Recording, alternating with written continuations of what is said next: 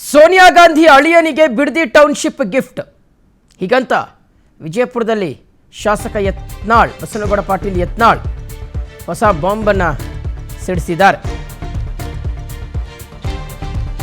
ವಿಜಯಪುರದಲ್ಲಿ ಶಾಸಕ ಬಸನಗೌಡ ಪಾಟೀಲ್ ಯತ್ನಾಳ್ ಅವರು ಈ ಬಾಂಬನ್ನು ಸಿಡಿಸಿರುವಂಥದ್ದು. ಏನಂತ, ಈ ಬಿಡದಿ ಟೌನ್ಶಿಪ್ ಅನ್ನೋದು ಸೋನಿಯಾ ಗಾಂಧಿ ಅವರ ಅಳಿಯನಿಗೆ ಕೊಡ್ತಾ ಇರತಕ್ಕಂಥ ಗಿಫ್ಟ್ ಅಂತ. ರಾಬರ್ಟ್ ವಾದ್ರಾಗೆ ಇಲ್ಲಿನ ಜಮೀನು ಗಿಫ್ಟ್ ಆಗಿ ನೀಡಲಾಗ್ತಾ ಇದೆ. ಅಲ್ಲಿನ ರೈತರೇ ನನಗೆ ಈ ವಿಚಾರವನ್ನು ಹೇಳಿದ್ದಾರೆ ಅಂತ ಬಸನಗೌಡ ಪಾಟೀಲ್ ಯತ್ನಾಳ್ ಅವರು ಬಾಂಬನ್ನು ಸಿಡಿಸಿದ್ದಾರೆ. ಹಿಂದೆ 30,000 ಕೋಟಿ ಹಗರಣ ಇದೆ. ಇದ್ರ ಹಿಂದೆ ಹೇಗಾದ್ರೂ ಮಾಡಿ ಭೂಸ್ವಾಧೀನಕ್ಕೆ ಪಡೆಯುವಂತಹ ಹುನ್ನಾರ ನಡೀತಾ ಇದೆ ಅಂತ ಯತ್ನಾಳ್ ಅವರು ಬಹಳ ಗಂಭೀರವಾಗಿರ್ತಕ್ಕಂಥ ಆರೋಪವನ್ನು ಮಾಡಿದ್ದಾರೆ.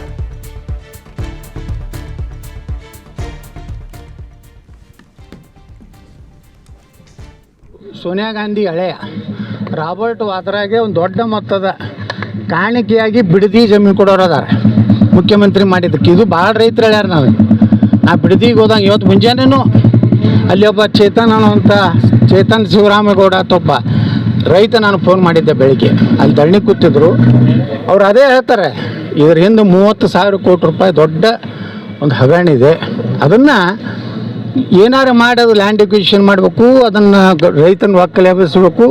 ಪಾಪ ಅವ್ರಿಗೆ ಒಂದು 2 ಕೋಟಿ 3 ಕೋಟಿ ಕೊಡ್ತೀನಿ ಅಂತ ಆಸೆ ಹಚ್ಚಿ ಏನು ಹಾಳು ಮಾಡ್ತಾ ಇದ್ದಾರಲ್ಲ.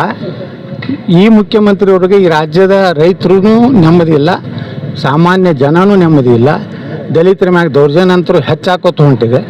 ಈ ಪರಿಸ್ಥಿತಿ ಒಳಗೆ ನಾ ಇಷ್ಟೇ ಹೇಳ್ತೀನಿ, ಕುಮಾರಸ್ವಾಮಿ ಅವ್ರಿಗೆ ಏನೇ ಮಾಡಲಿ ಅವರು ಒಟ್ಟು ಇದನ್ನು ಬಿಡದಿ ಹೋರಾಟ ಬಿಡಬೇಡಿ.